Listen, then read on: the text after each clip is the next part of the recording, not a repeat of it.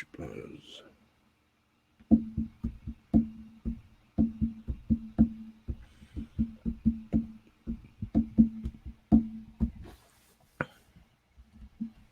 The live stream recording is not all right, available. cool.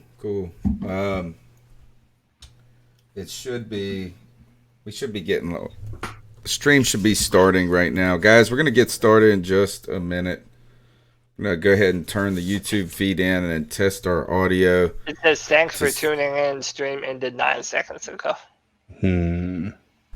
Oh, did it? Yeah. Did it just like it crashed and I just had to press do it again? Did it make a whole new one? Now it says no. It just says thanks for tuning in. Stream ended 9 Started seconds streaming. ago. Hold on. Yeah, we're live. We are live now. I don't know if the other link crashed. I know that it said it crashed, and then, but we're gonna get started in just one more minute, guys. You guys let some people funnel into the chat room. Got a couple of good things to talk about tonight. Will Grier, Panthers are last in the division, so we'll get started here in just a second. Cody, how you doing over there, bro? Is he missing? He's I am muted. Oh, you're muted. Yeah, All right. I'm not no more. So Who's on the roll call tonight? Who's here tonight? You were here. I'm here. The bad dad is here. This is very impromptu. All right. This is weird. Welcome to the show. All right. So hopefully the audio is good. Can y'all hear me? Yeah, we can hear you. You're a little low. I can. Just checking. I need to fix it. We are live, so, but we're not like live. Kind of live, kind of lit. Four Loco. Taking it back, way back. Apparently. Yo, Cody, is your computer still in Spanish? No, thank God. No, not anymore. Hey, let me change my audio source real quick.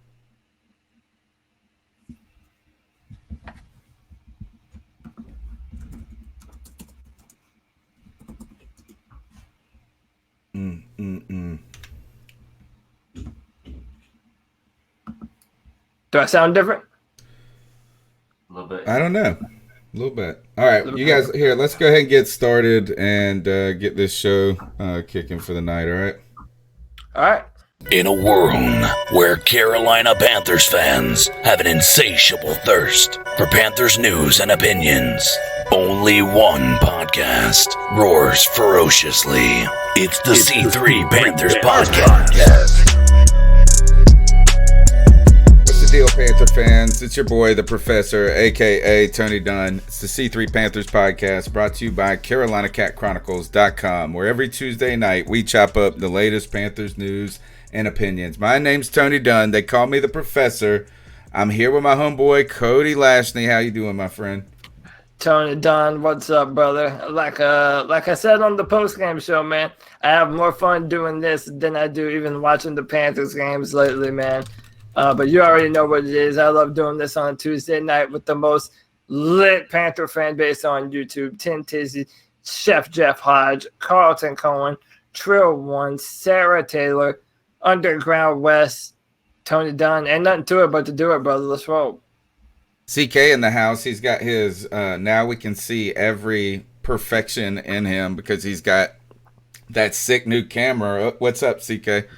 You know, living the dream, man. Now you guys can see how bald I am, and you can also. Oh, I thought you hear... had hair the whole time. Sorry.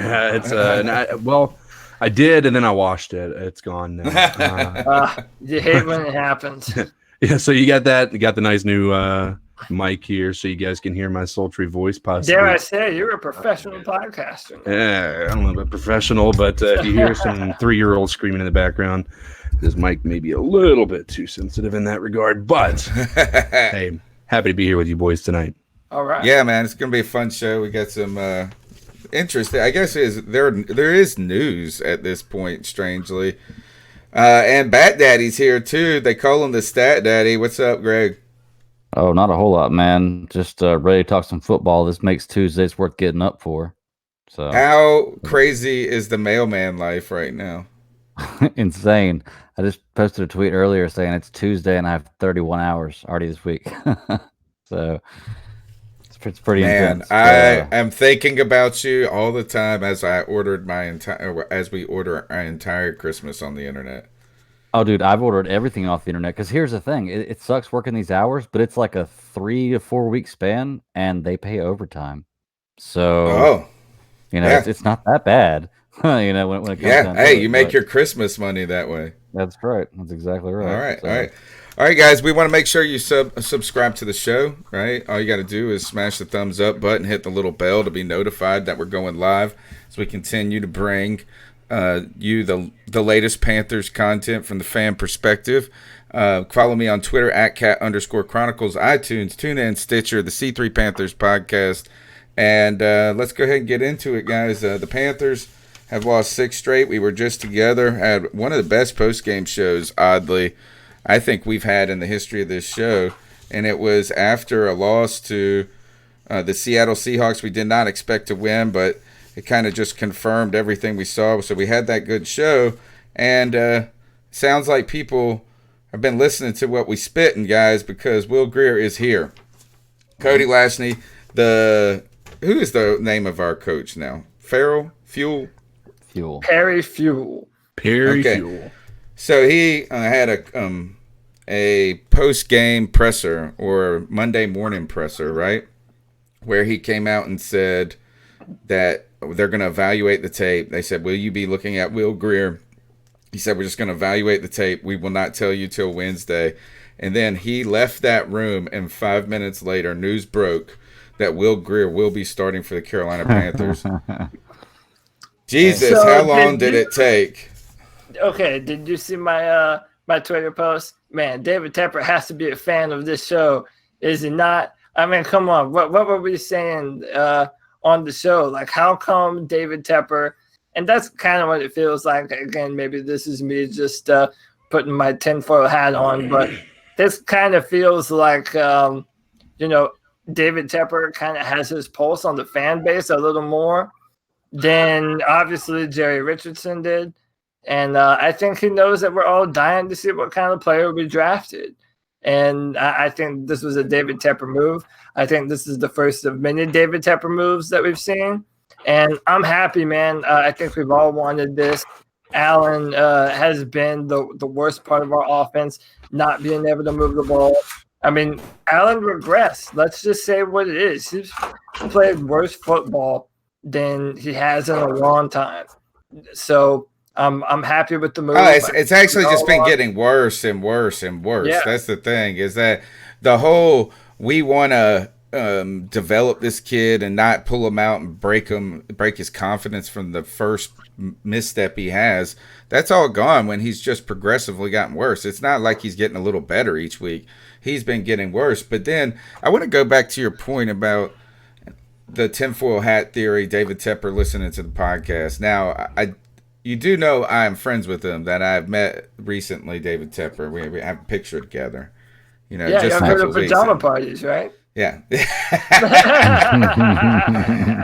That's how we rap. Yeah. So anyway, I was thinking about this, is that, there's a couple of people in the media that we all are kind of pounding the same drum, and it's been against the typical narrative. So, and what I've been talking about is, why we should be developing some of these players and different things. And I start thinking about, you said, do they listen to the media? Do they do this and that? I think in the past, and this is my point, I think in the past that we used to just assume that they could tune the media out. That there was this idea that the ownership isn't going to be influenced by that. It was almost kind of a tipping point between old paper media and news media, this new age instant, all the time coverage. And we thought that they could resist that.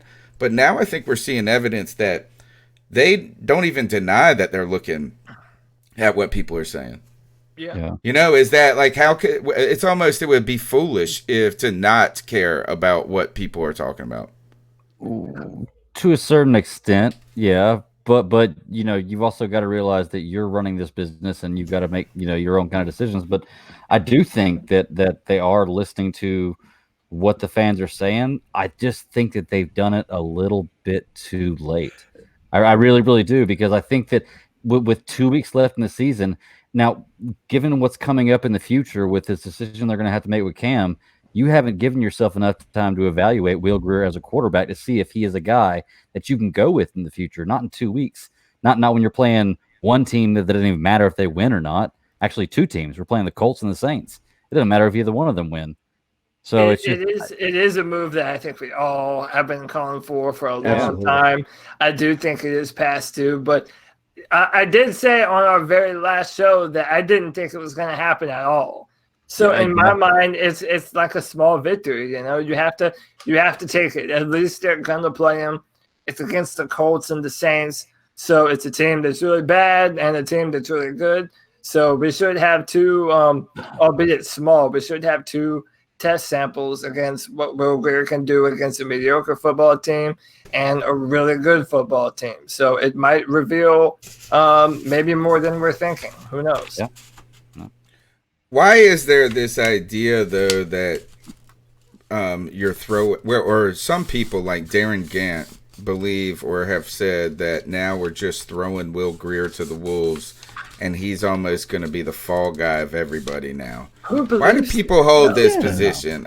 I don't even know how that makes sense, dude. I mean, there's no one on this show that thinks that, is there? Well, no. That's if people thought that there was still some hope, then he'd be the fall guy. But there's no hope. We've already given up. So hope. I mean, he's a professional. I've heard multiple people put that on Twitter that he's a professional, right? I mean, he's got to be able to do that. Yeah. He's catching his check. Football. And if you got what it really takes to be good, you know what I'm saying? If you really have that it thing to be good, you want the ball. Yeah. You want this moment. It's almost like imagine if a coach, like an offensive coordinator for a team does really well and a job with like the Browns comes up or something like that. And you have ambitions of becoming a head coach.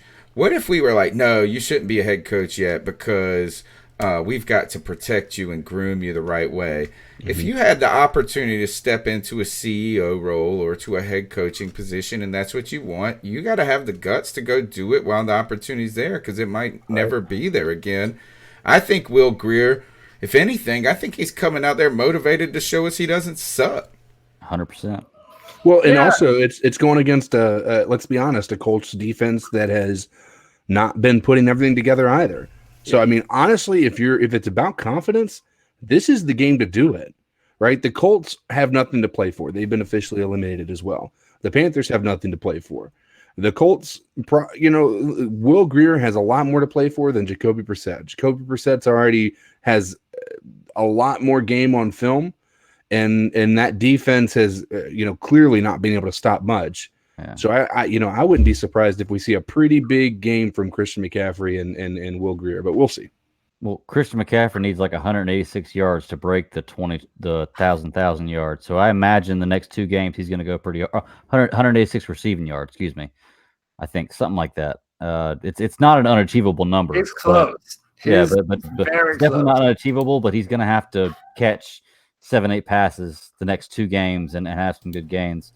The only thing is Jacob Brissett has that 2-year, $50 million contract. So you're right. He's not worried about it. The only thing is, man, and I hate saying it like this, the only thing a win does for us is hurt us. And I posted this earlier. Yeah. I want to see Will Grier go out there and have a good game and show us that he's a good quarterback. And he's maybe we bench him in the fourth. If he throws like 3 touchdowns and is just on fire, we bench him and we protect him and we say we've seen enough. And then we put in Kyle Allen and we lose. Yeah. As we twirl Kyle Allen, even though he's not great, is capable of having that drive where he looks phenomenal. We're 6 of 7. We're not worried about that. touchdown. Don't worry. We're not worried about Kyle Allen winning any more games. Kyle Allen, I bet you, has a better chance of never winning a football game ever again in his history of career than he does winning one. No. So Alex Stark in the YouTube chat says, if we're on the whole tank talk, we need to cheer for the Jags, the Jets, the Chargers, and the Broncos. And Brad Dugan says, is it bad that I'm already doing mock drafts on FanSpeak while listening to the C3 podcast? And to that, I would say no, man. There's no shame in that at all. It's that time of year already. And it is a very real possibility that the Panthers have a top 10 pick. Right now, I think we're sitting at number 8. Yeah, and you did, man. Hey, shout out to the stat daddy, man. Hey, call me Greg Adamus, man. I'm telling you, because Greg Adamus. Greg Adamus, the bat daddy with foresight, man. And it's possible we get farther down the list. Yeah, exactly. True. And that's what we're saying. And yeah, if we lose right now, it does hurt us, and we do have a top 10 pick, and there is a lot of good talent to be had in this draft in the top 10, and we'll talk about that a little bit later. I know Greg wanted to ask some questions, and we'll do that. But yeah, right now, and listen, whenever you have a top 10 pick, they become Christian McCaffreys. Like, these are the types of players that we're talking about when you're picking in that top 10. So listen, there's not a whole lot to be excited about in Panther football. So if it has to be a draft pick, man, do it to it, dude. Keep pounding. That's what I say. Guys, the Charlotte Hornets are going to be playing the Cavaliers tomorrow night, as well as the Hurricanes are going to be in Colorado. They'll be back in Raleigh on Saturday. And I want to let you know that if you want to get to one of these games, or even go on the road and be one of those Lone Warrior Panther fans, you can get tickets you want for a price you like by downloading the Vivid Seats app. You can sort by price, by seat, by event. Super easy. If you use the promo code OVERTIME, you can get up to $100 discount at checkout for first-time buyers. They have a rewards plan. You can get the more you buy, I guess, then the more points off you get, or more credit you get on your next purchase. Every purchase is 100% buyer guaranteed. Go to Vivid Seats, get the app, promo code OVERTIME. Guys, there was some news today, and speaking of going to events, I have no idea anything about it, but David Tepper did announce, right, that Charlotte's getting a MLS team. Oh, correct? Yeah. Yes, we are. Yep. Yeah. Tell me why I should care about this. Well, so, I mean, I don't know how big of fans everyone is of soccer. I'm really not at all. I'm one of those types of dudes that, like, every 4 years when the World Cup runs around, I'll watch it for the event, for the spectacle of it, and pull for a non-existent USA team. But I'm looking at this as my jump-off point. I live in Charlotte, so great way to look at it. Yeah, if they're gonna have a team, then I'm gonna be a fan of them. I'm gonna pull for them. David Tepper is already creating a rivalry with Atlanta United. So, dude, any way to say fuck you to Atlanta, I'm all about that noise. I don't know a whole lot about soccer, but I mean, this could be an opportunity for people like myself to kind of jump on board and learn the sport and see why literally people all over the world love it. Yeah. No, dude, I could not agree with you more. That is 100% exactly how I feel. Yeah. This is kind of my jumping off point with them too. I watch a little soccer, but nothing serious at all. Like, I understand the game. Soccer is basically hockey on a field, which is basically basketball, on the court. They're all very, very similar in the rules and how they're played, with a lot of little differences. But I just love competition. But to have a pro soccer team here, to be able to go to a game, that changes it up for me right there. Like, I might be able to go down to a game and check it out. That'd be really, really fun. I'd like to get into soccer. It's the most popular sport in the world, probably for a reason. Yeah. So, I might as well check it out. I feel like the energy in the stadium is probably a little bit better as well. Just because you see what happens overseas. Now, I could be wrong here in the States, but I'd be interested to watch one of those in Bank of America, if I'm being honest. That would be a pretty cool experience. That's not where they're gonna play, are they? Yeah, so they want to make Bank of America where the Panthers and the new team plays. Which, by the way, my vote is for Queen City FC. That's my vote because there is no team. I do. Right I like that name a lot, but here's the thing: is like I don't think I can really get into it, man. Yeah, I'm gonna tell you this: is I feel like I'm gonna be like a bandwagoner because I just think I'm just not into soccer, dude. Yeah, that'll be how like it is for me with all the other sports down in Charlotte with the Hornets and the the hockey team. I keep on forgetting their name. The the Hurricanes. I don't pay attention. The Charlotte one. I don't pay the Canes. Yeah, I don't pay attention to any of those unless they're actually doing well. So I agree with Tony on that front. But I just always thought soccer was so damn boring, man. I was just always like, good God. Like I do like the intensity of the World Cup because it is like Europeans taking. It's really because the fans make it. Yeah, and the fans make it like crazy. I was on my honeymoon in 2006, and we were in the Canary Islands. It's like part of Spain, and it was during World Cup, and these like English dudes came out after the game, and they were like all wrapped in their UK flag, their England flags, flags. They were like throwing beer bottles and shit. They were just so fucking rowdy. And so I guess that's cool how the rest of the world who calls it football. But, man, I'm just always like, damn, we just sat here for 4 hours and you bitches didn't even come close to scoring. And that goal. That's always the joke that people don't want to watch 3 hours just to see a tie ball game of 0-0. God, the goal is so big; it's the size of a damn school bus, and you're like, how do you assholes not get this thing in there, dude? I would normally be on your side there, but the thing you've got to admit about soccer is it is nonstop. Yeah, like it is. Tough. You know, even when they stop, it's like nonstop of guys kicking the ball all the way across and everybody running a mile. It's so big. Yeah. But can't you appreciate the athleticism with that? I don't watch cross country runners though. Dude. I tell you that much, dude. Cristiano Ronaldo, the soccer, I don't even know who he plays for, dude.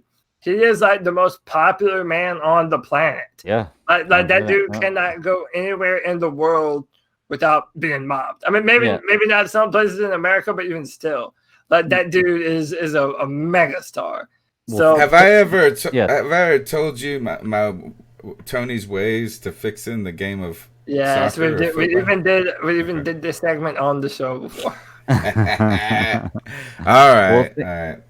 Think about it like this, man. You're talking about Ronaldo, how big he is across the world. Think about how big LeBron James is. Even if you're a basketball fan, you know who LeBron James is.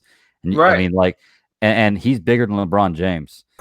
Like that's probably like number 1, number 2 sports stars in the world, and he's way above where LeBron James. And it's crazy to think about that because LeBron's huge. So this is kind of like where I'm at on the. I'm not a huge fan of soccer either, and I already said that. Like, my sports need violence. Okay, I'm a football fan and I'm an MMA fan, and I'm a diehard on both of those. But I think Charlotte has a very large Hispanic population, and that's something that they want to build up more here and get those fans interested in something too. And there's no way I'm not gonna pull. Let's say they start winning real games and they're competitive and they're a good football club. I mean, I'm going to pull for them. I'm going to know the players and watch them and open myself up to something new. But I don't blame you for feeling that way, Tony. That's how I felt about what was that football? AFL. AFL. Dude, I could not give a damn about the AFL. And by the way, spoiler alert. At least it's a sport I like. I'm not going to give a damn about the XFL either. Wow, Josh Gordon's going to go in there. Oh, what about this Josh Gordon? I'm so mad at Josh Gordon. Before we get off this real quick, I do want to say that, like, I really do think that the reason why a lot, not honestly most, because I don't even know the stat-wise, a lot of Americans, at least that I know, don't like soccer as much is because it's not as immediately gratifying as other sports. Whereas you look at hockey or basketball, which is virtually the same game with a condensed field, and so you score a lot more. they're more exciting to American fans, especially basketball. That's why they got to It's make the more soccer fast-paced than field hockey. smaller. But here's the thing. I think to Just like a little soccer, bit. to like soccer, you either need a cultural pull to it, like your country is big into soccer, or Right. you need some kind of connection, like you played it when you were a kid, or your father loved it and you watched it because your father loved it. It's like baseball. Like most people don't like baseball because it's very slow paced. I enjoy baseball, but it's definitely I don't mind missing a baseball game, but I won't miss a football game type thing if I can. Well, that's there's one So- reason for that is because is like I love baseball. I think it's a phenomenal sport. It's just the problem So is many it's games. 160 damn games. So many dude. games. Yeah. It's just like Yeah, I give you that. and I heard this, and let's go. We'll kind of pivot back to the Panthers on this. Is I saw Kyle Bailey, one of the WFNZ guys. He was in talks with people about the concept of a true fan, because people are saying like, oh, these true fans are abandoning the team when they stink, and nobody's getting this and that. And he was saying, can you be a true fan and just like not ready, not wanting to allocate your time and money to something that isn't very good at the moment, right? And I think that the question I have for you guys is that as long as the Carolina Panthers are bad, right? Like, how do we get interested in them? And I need it. I'm asking for a friend. How do we stay interested in this team in those last couple of weeks without only looking at the draft, Cody?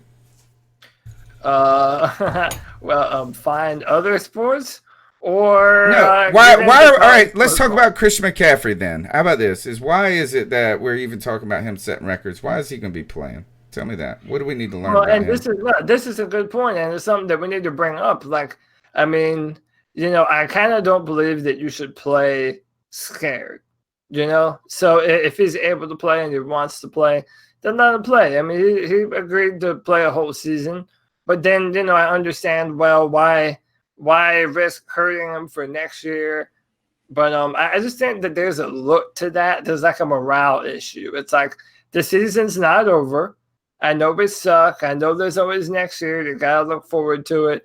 But at the end of the day, I mean, you signed up to play football, and you have not fulfilled your obligation to play that many games. And by the way, there's even money involved. So, they want to make sure that they earn all the money that they get from their contract in playing every single game possible.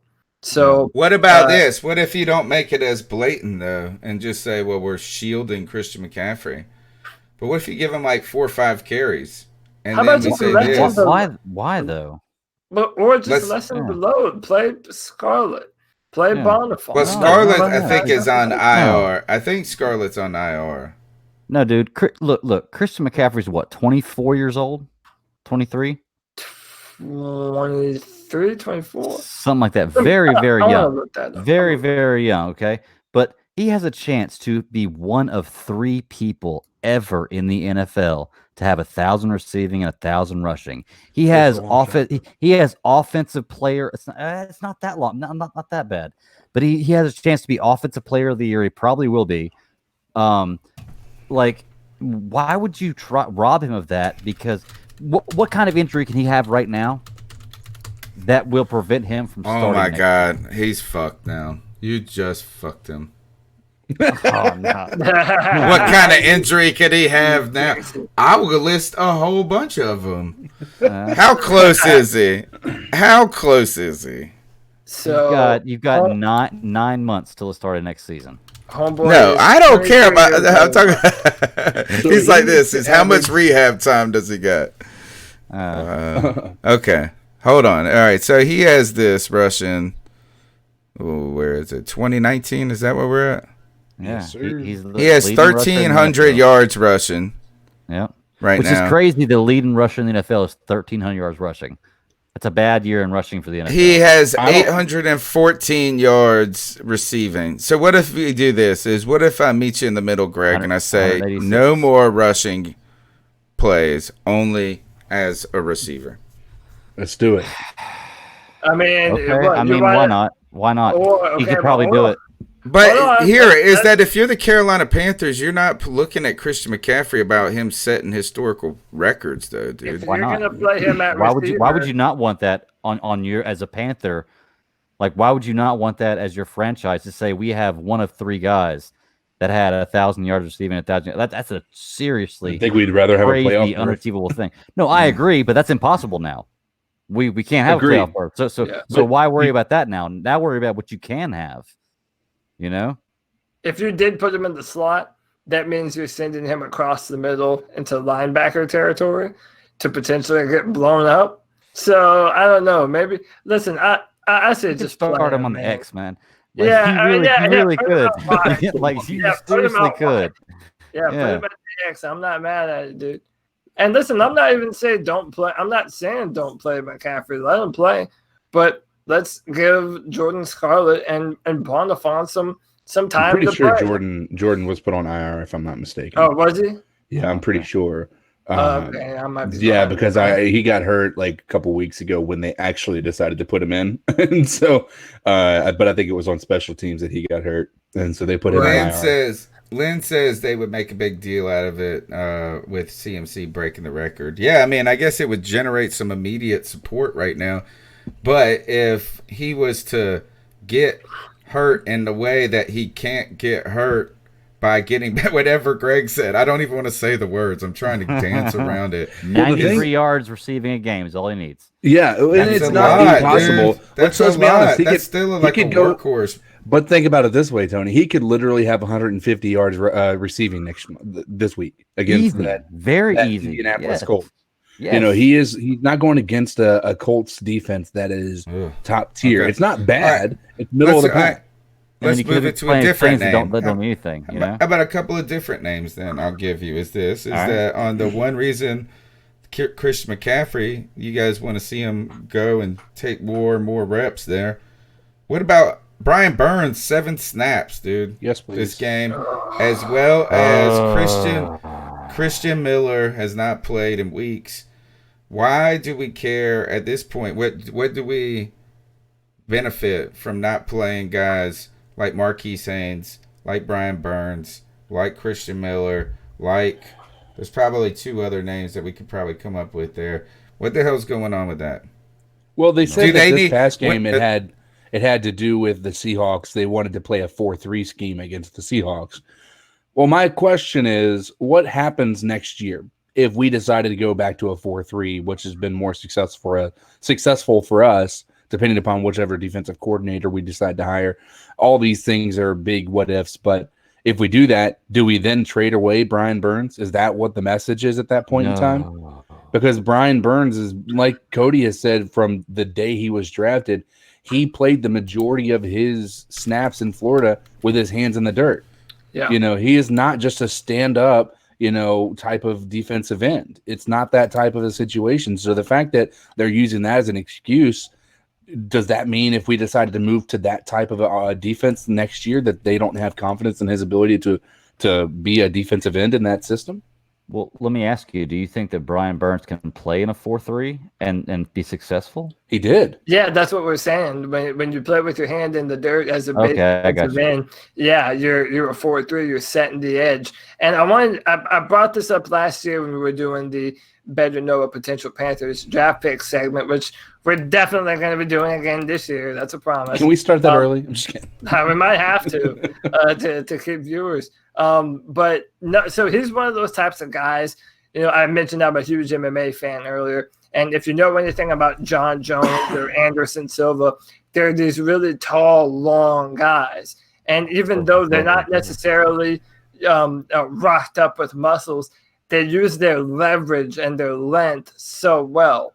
And Brian Burns is that kind of frame that even if he isn't ever going to be 270 pounds, by the length of his arms and his ability to shoot and be able to use his length as a weapon, he can play a base in a 4-3 defense. And now he's in an NFL strength and conditioning program. There's no reason for him not to be able to do that. There is absolutely no reason in the world why your first-round draft pick should be playing 7 snaps. Dude, that is the dumbest. That infuriates. But here's the thing. Even if you believe that he's not able to do it, the 4-3, why would you not get him the reps at that? Right. Like that makes more sense to me. Would you rather have your defensive end be able to not only play 4-3 but play 3-4 as well? If you're saying that he's only available to do 3-4, that's a problem. But if you're going to actually do the hybrid, he needs to be a bigger part of this defense. And, it's a moot point at this point in time. Obviously, I think that he deserves It's to be not a moot point because it is. You're right. But here, listen to this. Bruce Irvin played 47. Mario Addison played 48 snaps. Bruce Irvin played 47 snaps. McCoy played 45. Butler played 42. Kyle Love played 23. Horton played 22. Obata 20. Right, Jermaine. I don't even know who is S. McGee. Can you please? S. McGee. S. McGee played 14 snaps. Dude. Who is S. McGee? Does anybody know who S. McGee is? No idea. And so what I'm with CK so much on this is why, even if you don't think he's the best at it, like why? What are you trying to learn about Horton or Obata? Is a 3-4 linebacker. Yes, Bruce Irvin and Mario Addison are not even base 4-3 defensive ends either. So it makes no sense. By the way, Bruce Irvin. I need to know who this McGee person is. Well, look at that. Yeah, Stacy McGee says Alec McKenzie in the chat. Who the hell is that? But by the way, Mario Addison and Bruce Irvin are not going to be on this team next year, more than likely, unless we re-sign one or both of them. But guess who is definitely going to be on the team next year? For 4 more years at least. Brian Burns. Oh, he's a nose tackle. All right, that's why. It is the dumbest shit in the world. And that's what I'm saying. This whole staff, they have to go, man. Well, maybe not the whole staff. Maybe not the whole staff, yeah, but maybe, the whole right, staff. Maybe Scott. I think so. I don't think I want. Yeah. I don't think I want any remnant. I don't think I want any remnant of this team anymore. Yeah. At this point, I'm almost ready to cut bait. I mean, keep the anchors and just kind of. And anchors are the problem, right? We think about the anchors. What are the anchors at this point? Christian McCaffrey, DJ Moore, Luke, obviously. Shaq Thompson's going to clearly be there. Yeah. James Bradbury, Eric Reed, which I know some people have some mixed emotions about. We got to deal with we got to deal with Reed for one more year. And I'm irritated by Reed, not because of his political stance, but because I always see him getting burnt in coverage. But he's also one of the second leading tackler on our team. Yeah, which is not a good thing.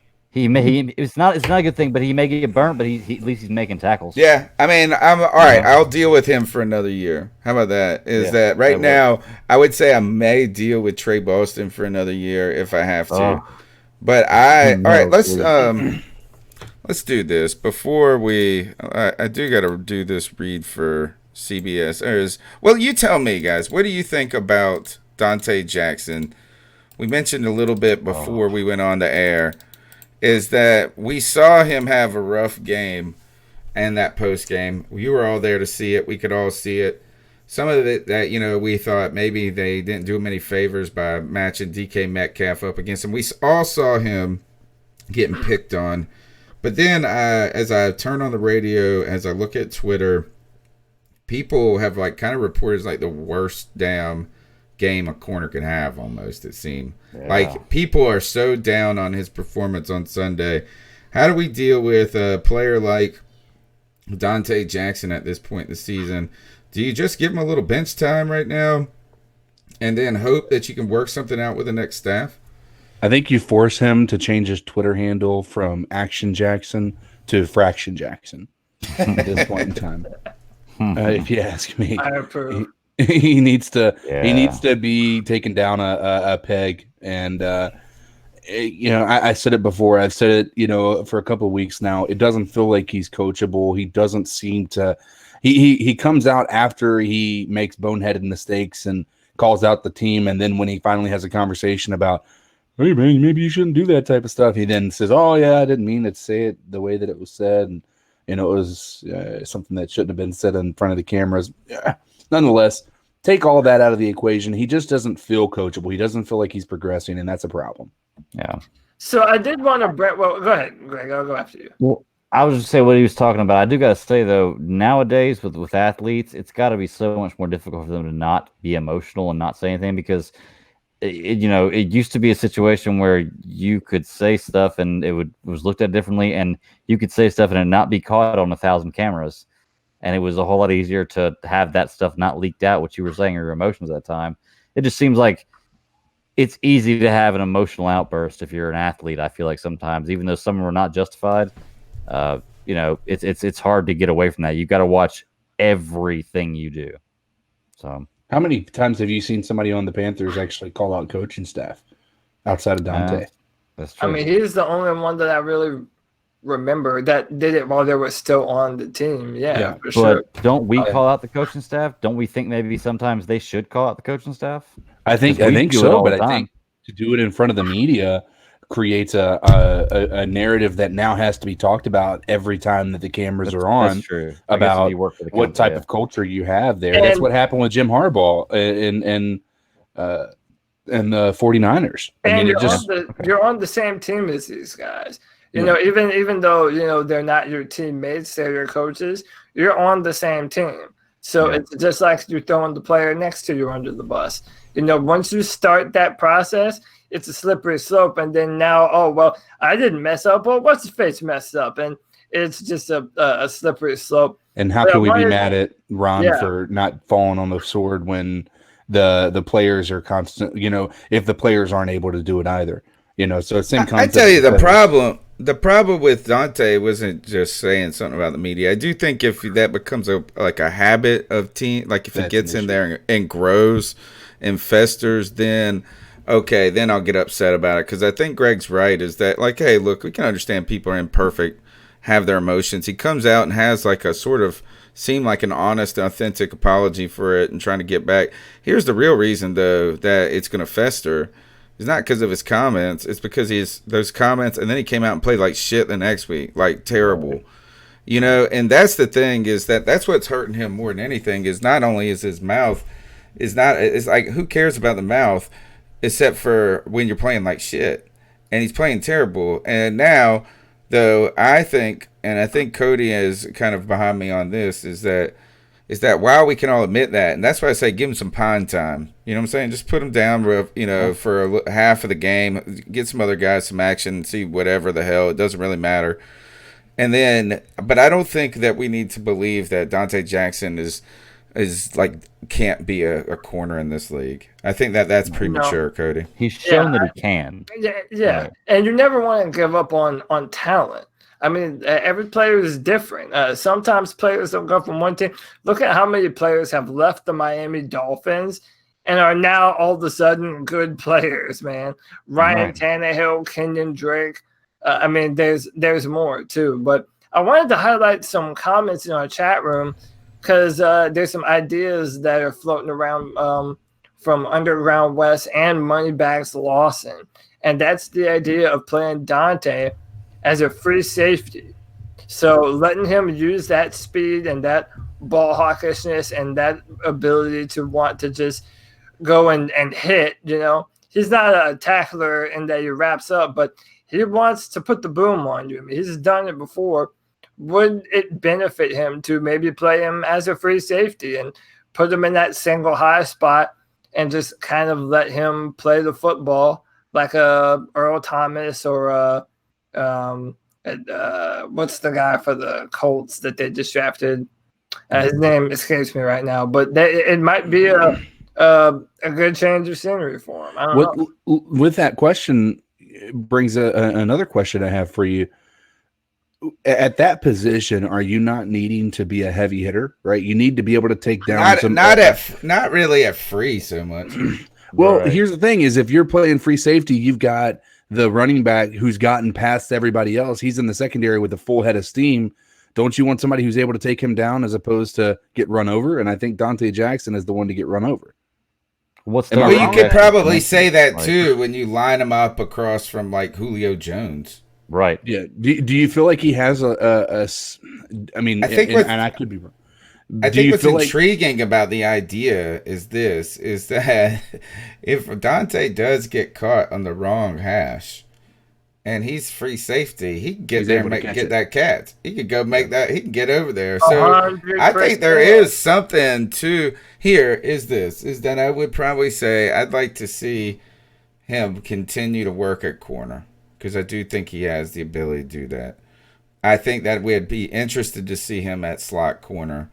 But I think the free safety thing, if none of that works out, I think that should be put on a let's try this.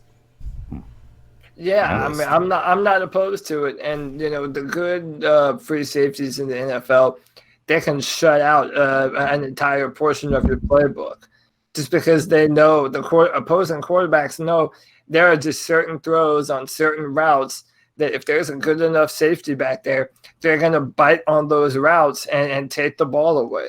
And think about what a free safety is. It's your last line of defense against the deep ball. So ideally, you want a speedy guy back there to be able to make moves and make plays on the football. So think of what Eddie Jackson does for the Bears. All right, so people in the chat room are saying Jackson at free safety would be terrible. Some people like it, some people don't. Some people like Trey Boston, like Bill Daltrey, and I think Trey has been better in his second stance. Some people don't.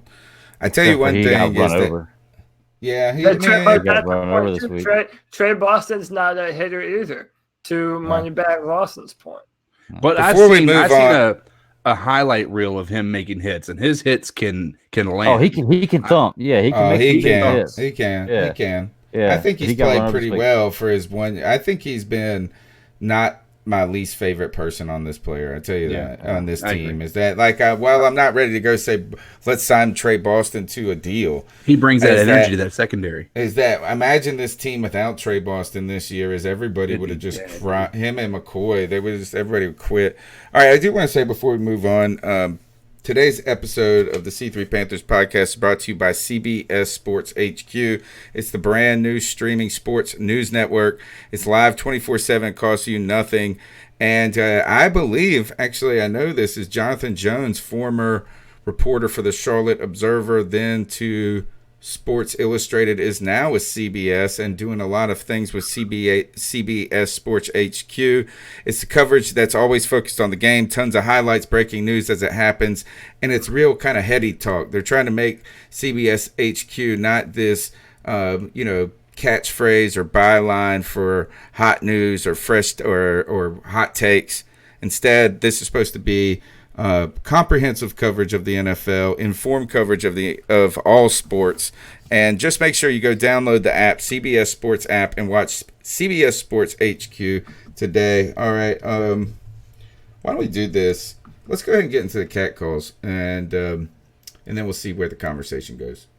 So what are your thoughts on catcalling? Yeah, it's pretty. You shouldn't do that to somebody. And how did that make you feel? Very uncomfortable. So how do you think catcalling makes the person feel? It feels good, like.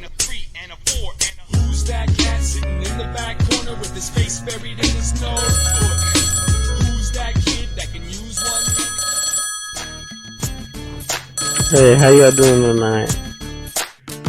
This is Kino Loco, a Panthers fan, and a fan of y'all's podcast. I'm just gonna tell y'all that the Panthers, they're going through a rough patch right now, and we're just that can't get right team right now. We just can't get right, can't do nothing right, can't. Mediocre team, kind of like Dallas. We're bad. We're not mediocre. We got some bite things we can do, but just all in all, we just mediocre. Getting beat by everybody, and I just hope we get a bit better team. My man. Well, so do we. All right, let's go on to the next call. See if it's the same one. What's up, guys? Kyle from PA. What's up, Kyle? I couldn't make the post-game show because I was driving 4.5 hours to home from the game. But I had to do that after. Anyway, so, actually, it Bank of wasn't that America bad. was surprisingly way more packed than I was expecting it to be. A lot of Seahawks fans, but there's a lot of Panthers fans there too. After watching that live, man, it's just Kyle Allen is just shit. And they're putting in Will Grier this week. I'm kind of hoping Will Grier does good, but doesn't fuck this draft stock up for us. Seeing Brian Burns on the sideline, that was just depressing. Yeah, but I think the best part of the game, and I think anyone who's a real Panthers fan will agree, is when they showed Cam up on the Jumbotron. And, I mean, the excitement in the stadium was through the roof. I know as soon as I saw his face, like, I just got up and started yelling. It was amazing. I think we all did. But anyway, CMC and Luke just got named to the Pro Bowl. I just got that notification. I mean, that's about it for the night. DJ Moore continues to ball out. Defense continues to look like shit, but I don't think you can pin it on one guy at this point. I'm going to give Dante some slack because, like Cody's been saying, everyone on our defense playing like shit. Yeah. Anyway, That's can't wait for the show tonight, guys. Keep pounding. All right, man. Let's keep pounding through. Hey, guys. This is Zach. I'm a first-time caller. What's up, dude? I just want to know what you guys think, like, where you think Kyle Allen is going to go after this season. Do you think he's going to stay on the roster? Or think he's going to maybe sign with somebody else? 'Cause I think maybe he could get signed by somebody else and maybe be a starter, but probably not. I enjoy the show. I watch every Monday and Tuesday during work. Yeah. Have a good day, guys. All right, man. Thanks for the call. Good question about this is now that we've got Will Grier coming in, and you could see Will Grier potentially maybe, I mean, you're going to see him for 2 games, hopefully. And I hope what we're going to see is a guy who the moment doesn't look too big for him, that I'm okay with him making some mistakes and things potentially, you know, I don't expect him to come in here and just be looking fantastic. If he does, that could cause and generate some real buzz going into the draft. Maybe you can find some stock in the draft when it comes to potentially a trade. I don't know how that would go. But when it comes to Kyle Allen, guys, I don't know if I can see Kyle Allen getting signed to a place where he would be this rightful starter from day one. I think that maybe a team is going to give him a position as a backup. Do you guys think that team is Carolina?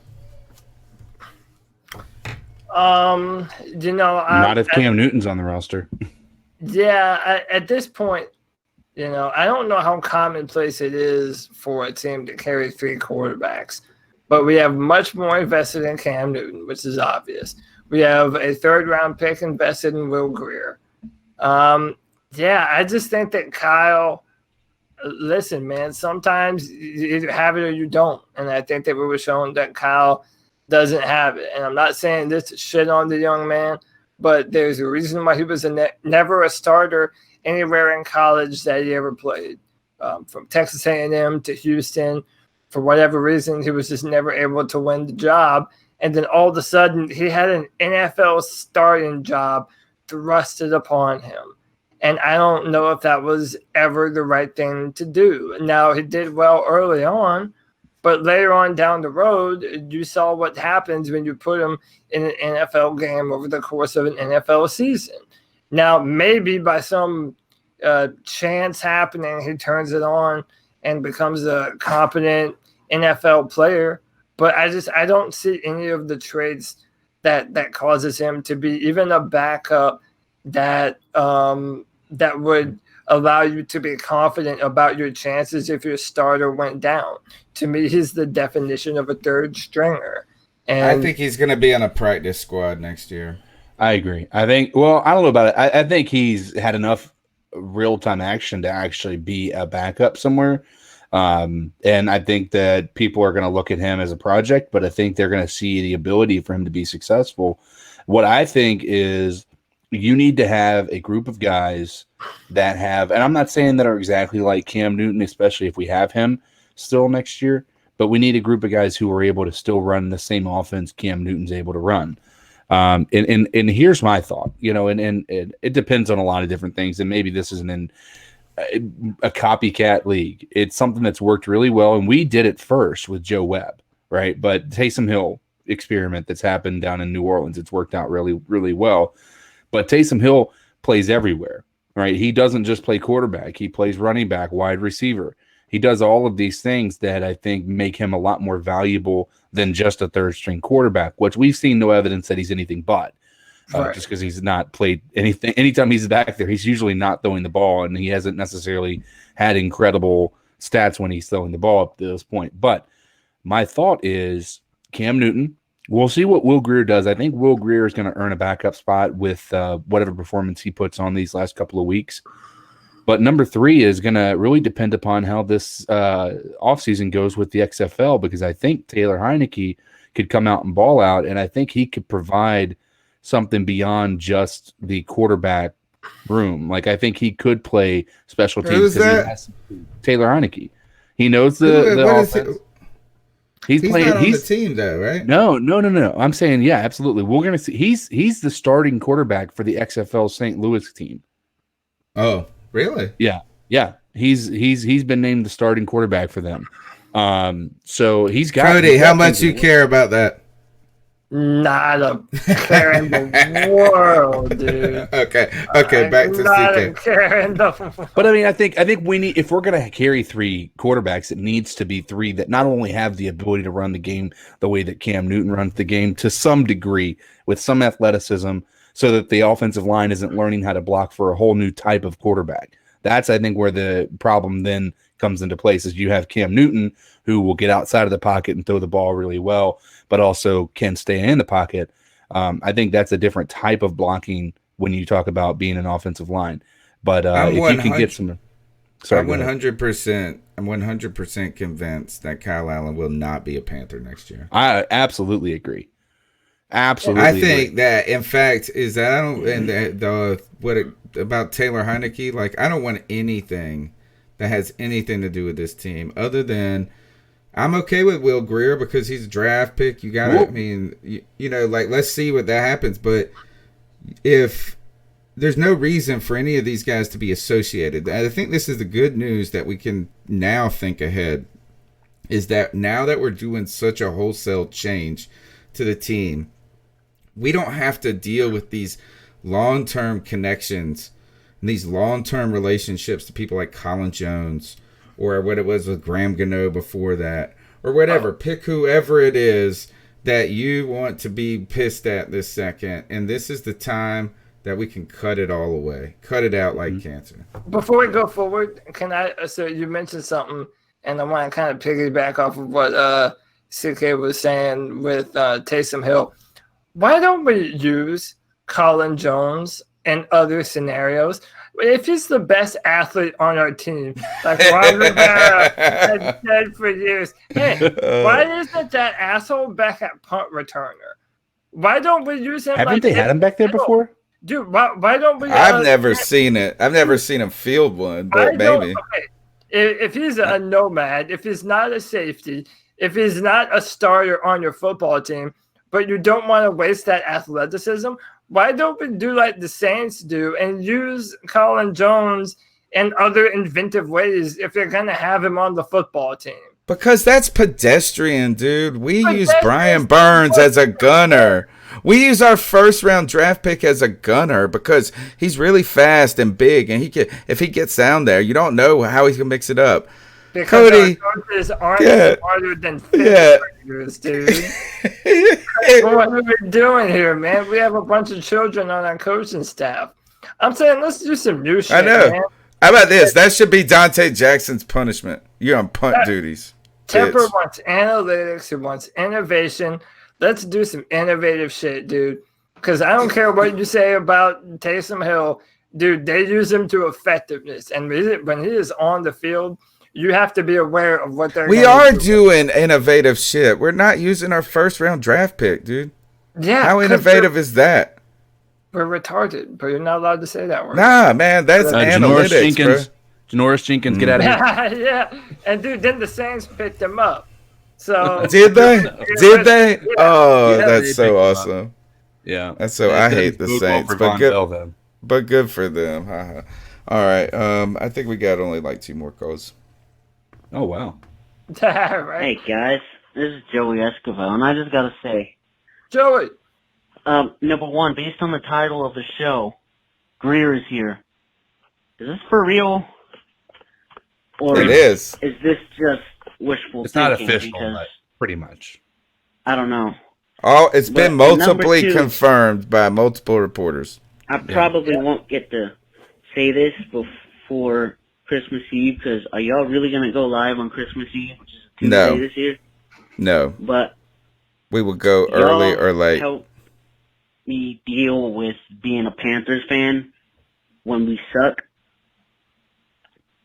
I used not to listen to post games because I was too emotional, but now I do because it really helps. You got a family, bro. It Yeah. helps me feel like I'm not. We're gonna an get through insane this person, together. It's a therapy session. I would like to say that I really appreciate all of the C3 family, and I just want y'all to know that being on this show is like Panthers Anonymous. Yes, it is. Thank you, man. Get on the couch. Take a seat on the couch. that, bro. Joey. Appreciate Merry that, Christmas. Merry Christmas. And Joey Escovel, also, if you have any trouble calling in the future, please send me a message, because when I was clicking around, it did. I want to make sure I didn't accidentally block your number, but I don't think I did. Anyway, that's just as I'm downloading these calls, sometimes I get insane myself. Next call. Merry Christmas, by the way. Thank you. Something's up with the YouTube live chat. It's saying that it's like not available. Oh, and he's or upset. whatever. That's Joey. That was because we went live and it busted. And now we are live. Guys, how do I think we do have to realize that it's a long road ahead. A long road ahead. We're going to need each other, and we're going to need to motivate each other to care right now. Yeah, and we're going to have to. Our off season has already started, so we're going to have to broaden our horizons and see what else we can squeeze from the turnip. And the good news is we're going to have some real exciting news that is going to uplift us. We just don't know how to think about it yet because it's not here. But once they announce, you're going to come out and one day they're going to say the Panthers begun the interviewing process for GMs, and then all of a sudden it's quickly going to come to pass because they already know who they're going to hire before they even have the damn interviews, probably almost. And then there's going to be like 2 days later, there's going to be an announcement of a coach because that's been mashed up and part of it. So we're going to have all that excitement going forward. So there is some hope right now, but we do have to get through these last 2 games together. And, they do say a lot of people get depressed at the Christmas season and the holiday season. So don't worry. We're not alone. And second, you can always get on the couch here on Tuesday nights and after the game. And I think there's only one last call. Let's see what it says. Let's see if it's another. Yeah, when I got some time to ponder Panthers, I kind of got to thinking maybe we need some new jock straps. Oh. I think it's a jab at me being the jock shaft washer. Was that it? That was the whole call? That was it. That was it. All right. Okay, guys, let's see. The Panthers are last in the division. Hooray! Yeah, not really. Yeah, actually, that's kind of a good thing. How has Tampa Bay gotten so good? You know something, man. I feel bad because one of my best friends growing up is a Falcons fan, and him and I, my whole life, been going back and forth. Just every year, have a good time talking about it. It's all in good fun. And I remember there was a point where the Panthers were 5-2. Yeah. This year, we were 5-2, and I think the Falcons had won 1 game, and they were 1-6. And I sent him a message with a few of my other friends about how pathetic the Falcons were and how what happened to this team, this rivalry and blah, blah, blah. And then the Falcons ran us twice this year. And now, and now they are beating us in the division. And They I am beat eating the so much crow right 49ers? now, man. Like my mouth tastes so much crow, dude. It's insane.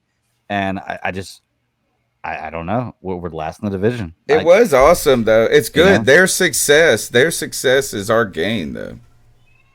Yeah. At this point, yes. Well, because what it means is whatever NFC division we play next year, we're going to be playing the dead last team from every one, from every one of those divisions, and it means a better draft pick for us this year. So, well, let's see. We played the NFC West this year. We played the NFC East last year. So that means we played the NFC.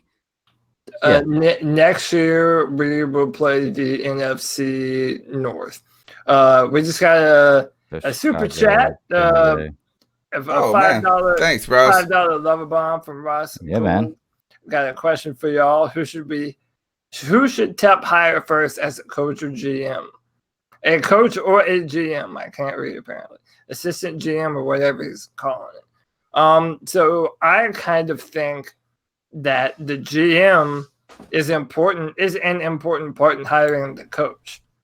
I think that you want to give your general manager an opportunity to have a say-so in the type of people that he brings in, because that's their job. The general manager, he does a lot of stuff. I remember Tony, you did an interview with a guy on here one time talking about general managers, and he was saying everything that they have to do, from appointing the medical staff to making sure all the equipment is there. I mean, there's a lot that goes into being a GM, and whenever you're going to hire a head coach, it's very important to have a general manager that knows what kind of vision the team is trying to enact. So I think they should do that first, but I don't think that'll happen. I kind of think we're going to end up having a brand new coach before we hire an assistant GM. So you think a new GM is the first way we should go? Is what you're saying? Yeah, that's the way I would. I think it has to be. I don't think it makes sense another way.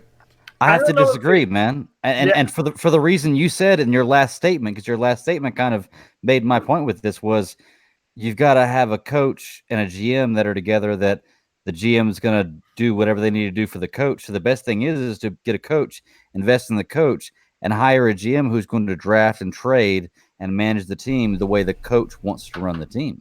Well, and I think David Tepper, if he has his eyes on someone right now, and if he wants to get a jump on hiring that person, then yeah, he's not going to wait around to hire an assistant general manager. So yeah, that's why I don't think it'll happen. But normally you want your general manager to be a part of making those hires. So yeah. So that's why I would do it that way. I think it's one of those situations where it doesn't matter which one you do first, but whichever one you do first, you need to invest in that and have the other one kind of follow their lead. As opposed to, so if you get a GM, you need a coach that's going to follow what the GM wants to do, and vice versa with the coach. If you need a coach, you need to invest in him and have the GM hire and draft the way the coach wants to play the game. So I don't think you can lose either way. It's just one of those things, you got to make the decision which lottery ticket you want to buy. Right. Well, it's like the levels of the chain of command, right? So if you're the owner of a football team, you defer to your general manager. He's the next in command. He's the one that kind of enacts the will of the owner on the franchise. So, if you own a restaurant, then your general manager is, the front of the house manager that makes sure everything runs smoothly. You have a kitchen manager. Everyone has their place. And the better teams in football all have general managers that have a vision for the future of the football team, whether it's coaching, player type. It's an important thing, man. It can make or break a franchise. Look at what happened with David Gettleman. And we're still recovering from a lot of that debacle that happened. I I think the point is that those guys need to be able to work in like unison together. Yeah. Yes. You know, lockstep, single vision. And I do think there is whatever it is whatever the decision is, I think is going to tell us a lot about what Tepper thinks the way to build the franchise is, you know, or the team is. Because if you do hire the coach first, then you're saying he's the answer and the other guy's got to fit to him. If you hire the GM first, then you're saying he's going to be instrumental in picking the coach and we're going to do this together. Or I'm really just interested in the combo, man. And I think that the combo, man, is going to be Caserio, McDaniels. And do you have any concerns now that their offense sucks, Cody? I'm so excited about that. But then the same time, those names are coming into my orbital sphere here. The New England Patriots offense is broken. Cody, does that have any, does that cling to McDaniels in any way? Well, that McDaniels doesn't terrify me as much as the Caserio thing does.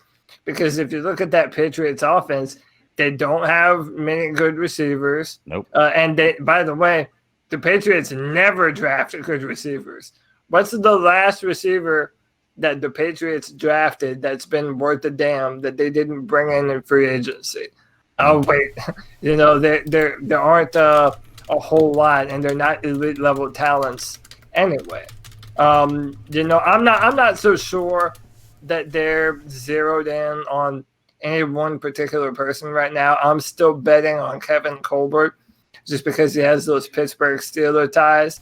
And I think whenever David Tepper says analytical, he's talking about guys like Kevin Stefanski, the offensive coordinator from the Minnesota Vikings. I still think those two are probably the most in play, but I don't know. I'm not unhappy with either of those. Caserio and McDaniels and Colbert and Stefanski. I'm happy with any one of those pairs. Yeah. Well, all right. Just to answer your question, Cody, this is funny. What was your question? When was the last wide receiver they drafted that was any good? The last one that was like a. Okay, so they drafted. How do you say his name? And don't say Gronk. No, they said they said what's it? Has something Harry? N'Keal Harry. Him this year. Okay, all right. So they drafted N'Keal. Who I was not very high on my personal. He hasn't played at all this year. He does. No, he has 7 catches for 55 yards, 2 touchdowns. But listen to this. He's only played a few plays. Yeah, that's fine. That's fine. But listen to this. No wide receiver in 2018. None in 2017. One in the 7th in 2016. None in 2015. One in the 7th in 2014.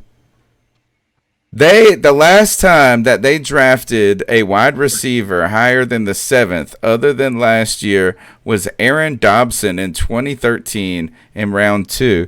They, again, 2012 wide receiver in the 7th. They haven't drafted any. None in 2011. None. One in the 4th. That's crazy. They haven't drafted any wide receivers in the last 10 years, Cody, and they have been awesome. Think about that. Okay. No, they haven't. Think about how successful they've been, and they have none of their wide receivers have come through the draft. Zero. No. And that's the thing. That's insane. That's the thing. Although I don't like the McDaniels as the head coach idea, it just doesn't sit well with me. I don't know why. It's a New England coach thing. I don't know, but I don't take away from his coaching success the things that are happening right now, because you're right. We did mention he has no weapons. I mean, he has Julian Edelman, but Julian Edelman is an aging receiver, and he's the only guy there. There's really nobody else. I mean, James White maybe, but they also have a 41-year-old quarterback. So let's start to accept the fact that he might be falling off the edge. Although I think Tom Brady is one of the greatest quarterbacks to ever play the game. That's depending on if you count the cheating and the fact that he was in a division that's been the weakest division for the last 20 years. And how about this? Tom Brady, for the first time in 11 years, I think, did not make the Pro Bowl. Yeah. But like he's definitely falling off. So like people need to start to accept that. He's had a great run, but at some point in time, man, Father Time always wins. And Greg, I want to highlight one of our comments in the chat because it went to something that you and I were talking about with the GM or the coach. Joey Esquivel says if you don't hire a GM first, then you have a Jet situation with the question mark. And basically what he means by that is the past few times the Jets have had to hire a general manager, they weren't able to bring in their own head coach. So that means that whenever they had to fire a coach, that general manager fired a coach that he had no say-so in bringing in. And then they fire the general manager, and then the coach comes in. That's why I get that. Yeah, traditionally you want to have that general manager out front. And I just thought that was a good comment to kind of highlight what I maybe failed to say. The Patriots have drafted 16 wide receivers since 2000.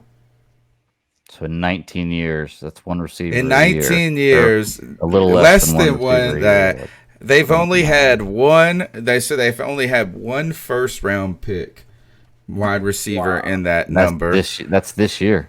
They had most of them are sevenths. All right. So listen to this. They had a first round.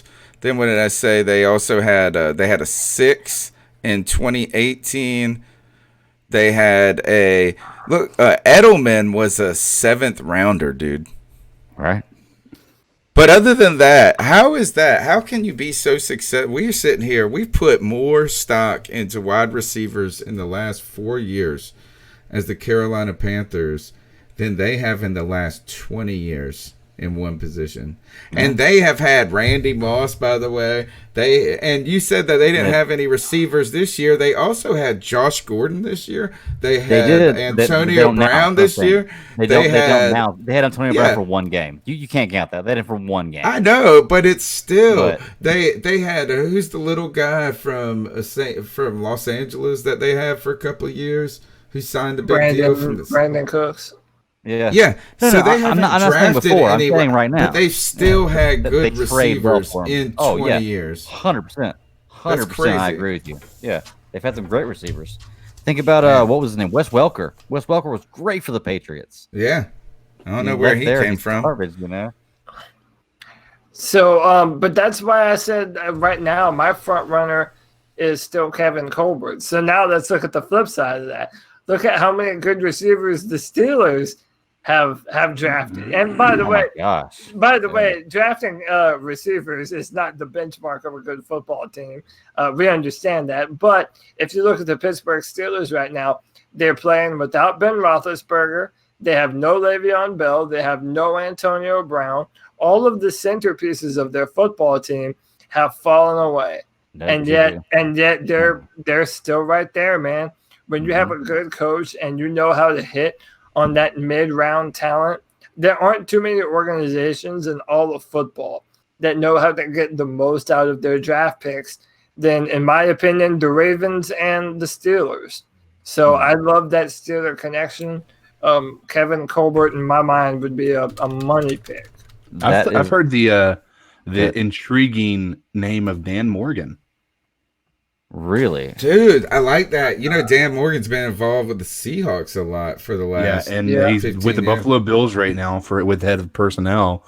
He's actually a person of interest on the list of people that could come to Carolina with his ties here, and the success he's had with the scouting and everything. So that's something that I think might have been Joe Person on The Athletic may have reported on that one. He had a long list of people. Dan Morgan was number 2 on that list, but I thought that was rather intriguing with the history that brings to the Carolina Panthers. It kind of ties the old with the new again, you know?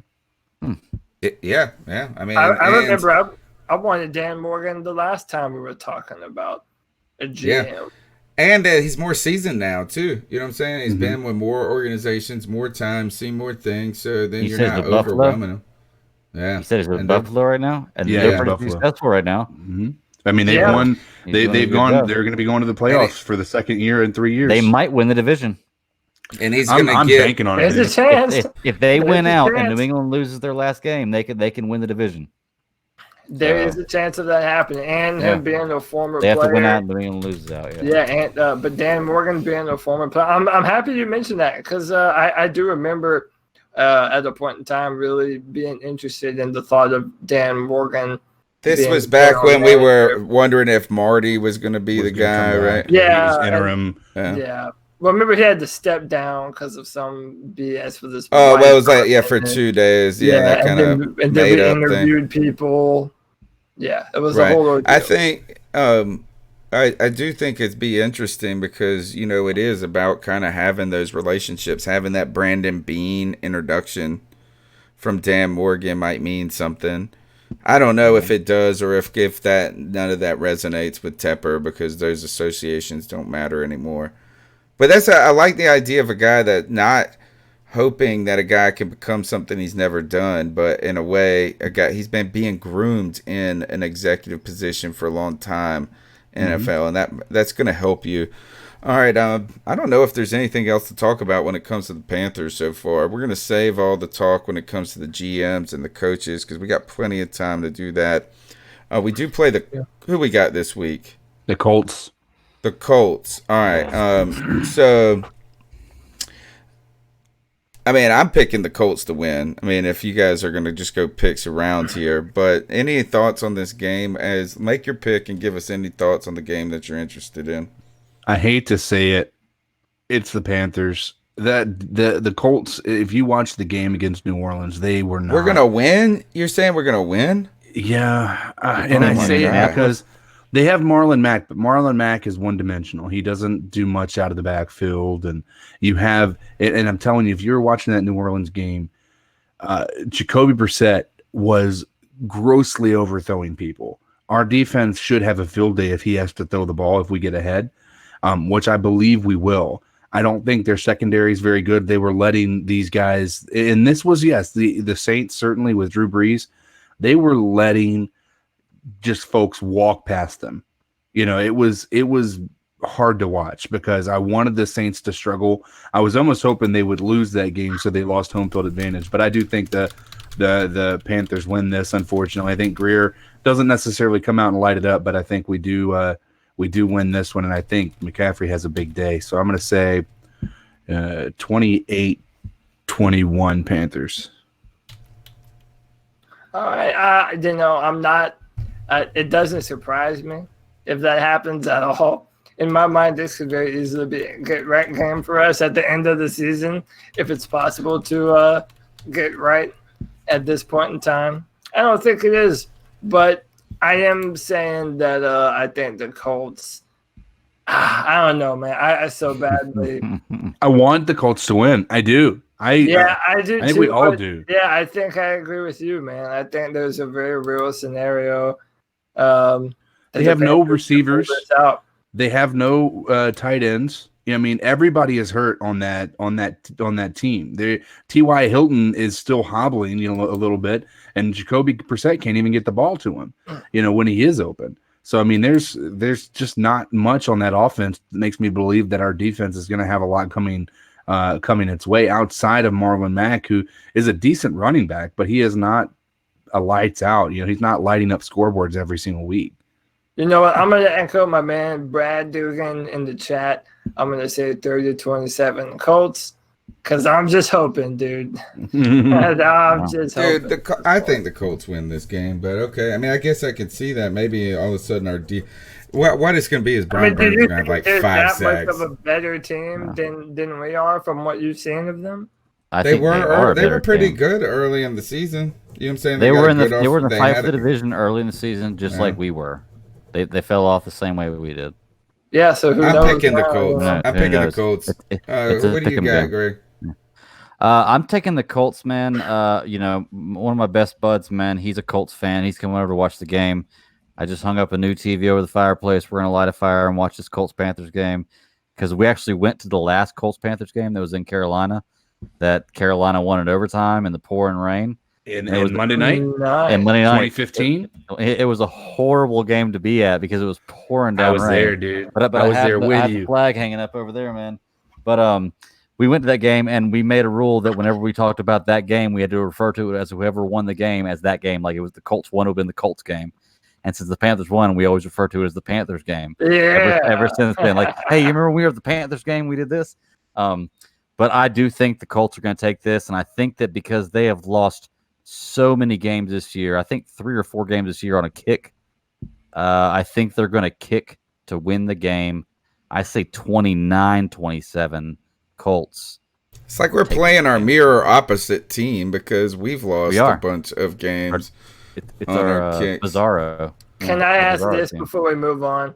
Are we going to have to deal with the contingent of the Panther fandom that, let's just say, Will Grier balls out against the Colts and the Saints? And then now we have and another- let's just say, are Panther fans going to do the whole thing? And the media too? It's Are the they deal. going to do the same thing with You're Will not. Grier that they did for Kyle Allen? They are. And just I promise you they will. anoint Will Grier the next coming of Carolina football god. Playing I two could, teams that don't need nothing. Yep. I could so easily see that happening just because I just want him. I just want him to come out and look. Look, as everybody acts like the one game he played or the 2 games he played in the preseason tell us all we can know about Will Grier. Don't. Not at all. And Look I at Cam just Newton's want to. first preseason. That's all I'm saying. I just want to see him come out and look like he can manage the huddle. You know what I'm saying? I want to see him maybe connect on some balls that go, oh man, he's got a stronger arm than Will Grier than Kyle Allen. I want to see a couple of things like that, and I want to see him just not play just flustered. You know what I'm saying? To where it's just like, oh God, I'm getting sacked, throw the ball over there, fall on the ground. If he just does that, I will be super excited. But yes, Cody, yes, that's what people are going to do. Especially if they come out and he threw like 2 touchdowns and an interception maybe, and we won this game, and then he goes and wins again against the Saints, everybody's going to be like, it's time to move on from Cam. It's the Will Grier show. No. It's going to be a frustrating thing to see, but right now, just so you guys know, they're 24th in offense. We're 19th. They're 16th in total defense. We're 26th. Obviously, we're not very good. They're 27th in passing offense. If you guys don't know, that's 5 from the last spot. But they are 9th in total rushing in the season. So they, that's our weakness. But if they have no other if they have no other options as far as offensive output in the passing game, I think we might have an opportunity to stop them from the run and maybe move up this chart a little bit in a better spot from the rushing defense or rushing offense side of things. But anyway, I still hold true to Carolina Panthers winning. Not that I want it. Fun fact here, I just was looking up because I wanted to ask you guys if Doug Peterson got fired, would you be cool with him getting hired? Not tonight, though. But I was just looking at a story. Deshaun Hall plays for the damn Eagles right now. Got 1 sack. Is he doing anything? No. You got but hey, just another name of another dude like Christian Miller, or whoever else that this it just team doesn't get an opportunity. Oh gosh, yeah. All right, so who else is playing this week? Who is? Let's see. The Saints. Titans. Saints. Titans. Oh gosh. So by the way, I do want to at least point this out though, that if the Colts beat us, the Saints, they can't rest their starters like they did last year because they're playing for the number 1 seed in the NFC. They have the 49ers with a similar record, the Seahawks, and now the Green Bay Packers too. So it's not like there's a very real chance that we lose the next 2 games and have a top 10 pick.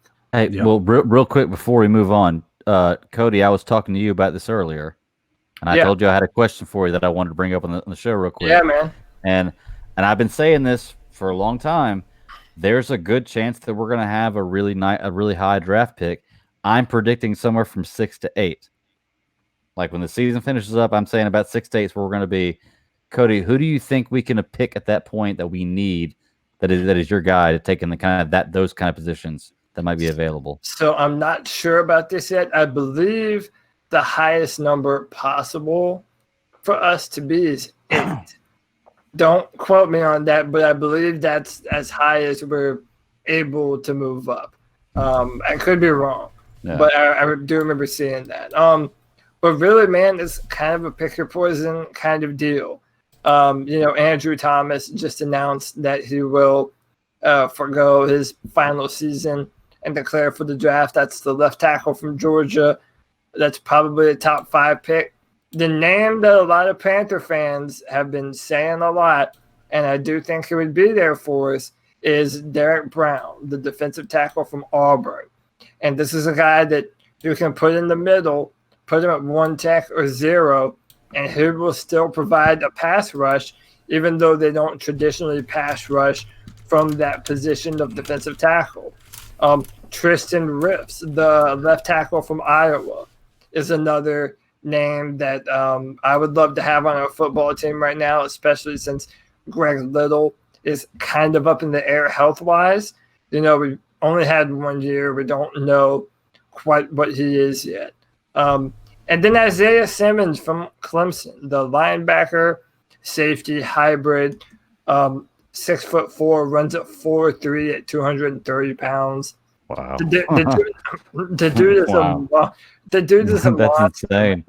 Yeah, and I'm just saying, the last time we picked a linebacker in the top 10, that dude turned out to be pretty good. I don't know if y'all. The last few times we picked a linebacker high, they've turned out pretty good because it was John Beeson before that, wasn't it? Well, John Beeson was pretty good for a few years. Yeah. For Luke Kuechly. Yeah, John Beeson was, when they were both in there at the same time, better than Thomas Davis at one point. Yeah, but there's a bunch of options, man. Grant Delpit from LSU, the safety, their single high safety, Jeffrey Okuda. So how about this? If you're tired of Bradbury and Dante Jackson, dude, Jeffrey Okuda from Ohio State, 6'1". Oh God, runner. That would be I'm watching this the Derek Brown guy's highlights. Monster. And this running back runs up and he picks him up like a football, like a wrestler. And dude, slams it like picks him up like a what? Good God. Yeah. So okay, Cody, out of all those guys you just said, who would you want? Say we have the number 8 pick. Let's just say that's the mark we'll put it at, number 8. Who do you want? Out of everybody you just said. All of them are available. I mean, if all of them are available, I'm picking Andrew Thomas from Georgia, the left tackle. I don't even care that we drafted Greg Little. If you have an opportunity at that kind of player, then I'd be all in on Andrew Thomas. A shutdown left tackle. Isaiah Simmons is another one. That kind of weapon. Shout out to Alex Stark in the comments that Simmons remind me of Jalen Smith from the Cowboys, and I do like that comparison a lot. Yeah. It's a sideline to sideline linebacker. Man, dude, if Jeffrey Okuda falls to us, look up Jeffrey Okuda from Ohio State and look up what that guy is doing right now and tell me you wouldn't love to have him on our team. Imagine if you put Dante Jackson and James Bradbury and put them together into one human. The frame of Bradbury, but the athleticism and the speed of Jackson. Okay. That's Jeffrey Okuda. But I haven't dove deep into my player evals quite yet. After the season's over, I'm going to do a crazy dive on a ton of different players. So I'll be able to fill y'all in. Good deal, man. All right, so who's winning this? We got everybody taking the Saints against the Titans. Yep. I am. I mean, I don't think. I mean, good luck if you are trying to pick the other one. All right, and who else is it? It's going to be. Let's see, where did it go? You got me looking up highlights now. Hey man, it's that time of season, dude. Yep. And then shout out to Brad Dugan. If we move on from Cam, there's going to be some quarterbacks there too. Yeah. All right. So the Buccaneers have got the Texans. The Buccaneers at home against the Texans. I'm picking the Buccaneers, man. Trying to run late in the season. Who are they playing? The Texans, who did beat. I think Houston. They'll wrap it up. Okay. All right. What you got, Greg? It'll be fun though. I'm going to take Houston too because every time I've talked about the Buccaneers and how good they are this season, they've gone and lost. And I don't pick them the next week and they go blow somebody out of the water. So I'm going to say Houston. All right, CK, what you got? You know what? I am going to go Houston here as well. They have a lot to play for at this point. Now, granted, nobody's coming up and taking that spot away from them. But I think that they have a lot more to play for than the Bucs do. So I do pick the Houston Texans. And also, Greg, you look tired as heck. Yeah, I am, man. It's been a long week. All right, and then the last game is the Falcons, and the Falcons have got the Jaguars at home. I'm picking the Falcons. This is a type of game the Jaguars that the Falcons lose, isn't it? Jaguars came back in the game on the road against the Oakland Raiders last week. How about that? Well, I got in the last Oakland Stadium. Yeah, ruined every. Minshew goes in there and forever puts the shit stain on the Oakland Raiders. Based on the fact that I think that if we lose, it helps us for the Jaguars to lose more than it does for the Falcons to, because the Falcons already have the tiebreaker with us. So I'm going to take the Jaguars to win, So I'm going to take the Jaguars to win this one. I think that helps our draft position more than the Falcons winning this one. I'm not sure, though. It may not make a difference. But Jags. All right. We're at the end of the show. Everybody's getting winding down. We're trying to find things to talk about. We got one last segment. You mean we're gonna have a show that doesn't less run than 2 hours? I know. Let's go ahead. I think everybody's ready for it to end now. Man, it's crazy. All right. It's the C3 Panthers podcast brought to you by CarolinaCatChronicles.com. We got one last segment to do the Ice Up Picks of the Week. Let's see. I'm just going to go ahead and speed it up, and I'm going to say No, I don't know if I can. Can I? All right, Josh Gordon. Ice up, I guess. Actually, I don't really ice him up. I feel like I want to ice the NFL up for the whole Josh Gordon thing. And it's like, gosh, how many times? Why is it so weird? Why is the Josh Gordon thing so weird all the time? And again, against Popped, for now they say performance-enhancing drugs is what I saw the story say. Yeah, that's what I'm seeing too. So it's a lot different than what years past. But yeah, so Josh Gordon, I guess good for you for trying to take a paycheck at every place you can find one ready for someone to cut you one. Ice up to all those conversations about Josh Gordon coming to the Panthers in the future. And ice up to anybody who wants Phillip Rivers as our quarterback next year as well. That's my ice up pick. Y'all want to go next? Go ahead, Greg. Okay, so I can go. I'm actually icing up an article on the catscratchreader.com, and it's kind of deceiving. The article, it's the Carolina Panthers are now on track for a top 10 pick in the 2020 drafts. And, I was reading through the article, and I like, what they're saying about this. They're talking about the same kind of stuff I've been talking about the Panthers having a, high pick. Then it talks about the Panthers' recent overall top 10 picks, and it says Cam Newton, number 1, first overall, and Luke Kuechly, 9th, 2012. Were undeniable hits. Agreed, 100%. No doubt. Then it says the jury is still out on third such selection as Christian McCaffrey. What? Okay. It says Christian McCaffrey has only been honored an All-Pro once in his now 3-year career and did not set single-season records from scrimmage until his 3rd season. That was previously, by the way, held by Steve Smith. It says, furthermore, McCaffrey showed significant promise as a passer in 2018, but failed to step up in Newton's absence in 2019. He was 1 for 1 for 50 yards and a touchdown last season. He's 0 for 2 this year. It's possible the Panthers should end up benching McCaffrey instead of Kyle Allen for Will Grier. This is a joke. This has gotta be a joke. This is. I'm telling you. I will send you the link, man. I sent Cody the link earlier. It's insane. I was reading this. I was like, "What are they talking about, This man?" has gotta be a parody. This is. There's no way because they said he's only gotten the All Pro nod 1 out of his 3 years. They haven't even voted on the All Pro for his 3rd year, so he's got a 50% All Pro resume, and that's with him being the backup to Jonathan Stewart his first year. Yeah, it's just oh my gosh. The jury is still out on the 3rd selection. Christian McCaffrey blows my mind because there is no way anybody can argue at all that over the last at least year and a half, maybe 2 years, Christian McCaffrey has been the best player on the Carolina Panthers, hands down. I love Luke Kuechly. I love Cam Newton. He has been the best player we have. Without question. You know? Yeah, there's no debate on that one, but yeah, go ahead and ice that dude up, bro. Yeah, man. So I don't know. I don't even know who wrote the article. I don't see it on here. It's it shows the photo, but anyway, by Walker Clement. Clement. It doesn't look like it's a joke either. You know what it looks like? Really It looks like a short. Looks like they're dying for people to write right now. Yeah. Gosh, that's just weird. Clement, man. Yeah, is that that's like, sorry, bro. We all make mistakes in the way we evaluate football, but you can't make that one. Yeah. CK, you got something?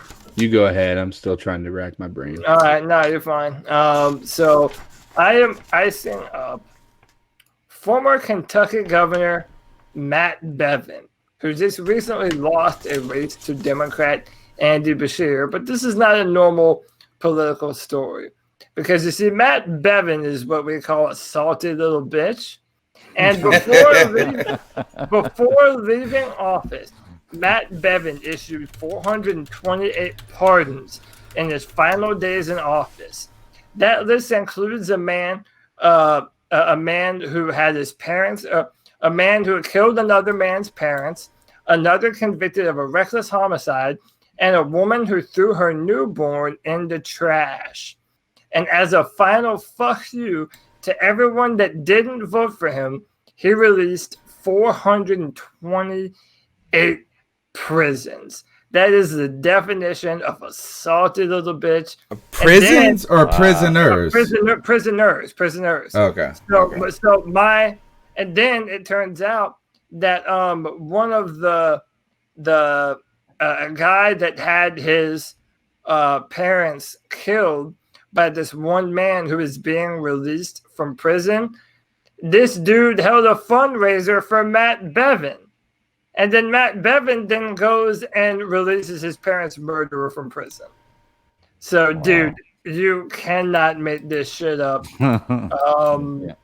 Politics is such a shit show right now. But that is the most pathetic thing that I've heard in a long time. To Matt Bevin, not only are you a salty little bitch, but you need to ice up, son. Good luck after following that, CK. What is Skip? You could have just said Skip Bayless. Skip Bayless, Colin Cowherd. I think Colin Cowherd tweeted out that it's obvious that Ron Rivera wasn't the problem.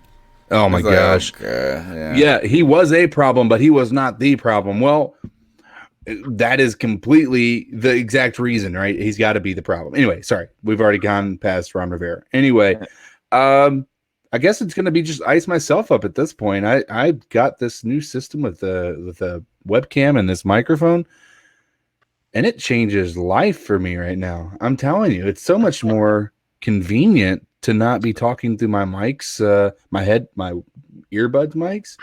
So ice up to me for not making this decision earlier. So I'm definitely going to lose this ice up tonight. Ice up, Cody. Ice up. All right, man. Look, that's perfect. We're glad you. That's an ice up we like right there. A lot of people, you know what? I should ice myself up. A lot of people have been making fun on the podcast that when I lean back in my chair and look left, it looks like I have a little head inside the helmet and on the wall. All right. It's the C3 Panthers podcast brought to you by CarolinaCatChronicles.com. We're the #1 Panthers podcast. Been going 7 years. We don't quit. Now that we're going to have to figure out what to do about Christmas Eve, because there ain't no way we're going to have a Christmas Eve podcast and nor a Christmas Day podcast, nor... Oh, So we're gonna... so check this out. We have a New Year's Eve is a Tuesday, and Christmas Eve is a Tuesday. So we're gonna have to move 2 shows. Or we can be with family, which is us. We're all family here. We can do it. Or we could just bring in the new year together with a 4-hour podcast. New Year's party online. All right. Baby. All right, so we'll either be a day early on New Year's Eve, the day, or maybe we'll catch it the day after Christmas, something like that, because I know we'll all be busy with the holidays and things. But we'll keep you posted. We'll check Twitter. We'll be around. We'll squeeze some type of show in there, and then and also on New Year's, it might be the day after New Year's, not New Year's Day, but the 2nd or something like that. We'll check it all out. All right, smash the thumbs up button, subscribe. My name's Tony Dunn, at @cat_Chronicles. Cody, how can they find you on Twitter? At Cody Lack, CODYLAC. Hit me up. We'll have a brand new mock draft coming out. Not this week, but next week. We will have a brand new. So look out for that. Comment for the Panthers and the Texans on drafttech.com. CK, where can they follow you? Pretty much anywhere. If you want to look me up on Twitter, it's going to be at Codizzle Allen, CODIZZLE, Codizzle Allen, ALLEN. And give me some followers, guys. Share me. Write me, like me, retweet me, comment me, whatever. I do like you. And I just want to be in your life. I just want to be in your life, and just welcome me with open arms. All right, Greg, what you got? I started watching The Watchmen, Greg. Oh, nice, good. You can find me at the Bat Daddy 52 on Twitter. I also have another show. It's a Super Civil Servants podcast. You can find that anywhere you get your RSS feed. Speaking of The Watchmen, Mr. Cody Lack is going to be on the show. Yes, sir. The first show of the year, I think, January 3rd, and we're going to be doing a review of the first season of The Watchmen. So if you're into that kind of stuff, come check out Cody on the show. But guys, I'm going to geek out for a second. We're 2 days away from episode 9. I'm so excited. In less than 48 hours, I'll be sitting down and watching the movie right now. So Star Wars soon. Love it. Enjoy it, man. Okay. Yes, can I submit a question for your show right now?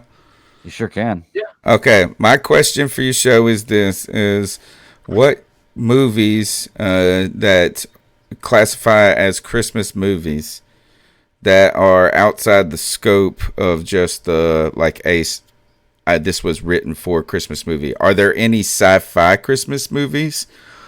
And because I firmly believe Die Hard is a Christmas movie, is Lethal Weapon also a Christmas movie? So I'd like for you to talk about what makes a Christmas movie, and if there are any sci-fi nerd Christmas movies. Okay, cool. I will put that down. We'll talk about it. My favorite Christmas movie is Planes, Trains, and Automobiles. There you go. That's just a good movie, man. That's a Christmas movie. Yeah, that's one of my best friends, his favorite movie. All right, guys, we'll be here next Tuesday, or is that Christmas? No, Wednesday is Christmas. Tuesday is Christmas Eve.